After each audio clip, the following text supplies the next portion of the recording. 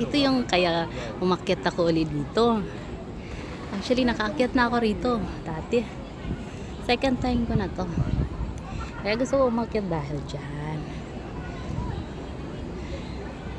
Flowers po yan. Talagang ano siya. Lahat yan flowers yan. Dinesign nila. Ha? Kita mo yung ano, creation ng Singapore. Napakaganda po.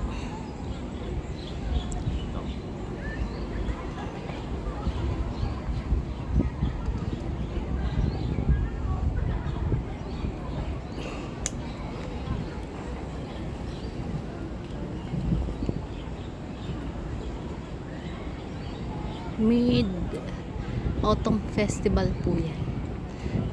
Tapos last day na po yan ngayon, araw na to.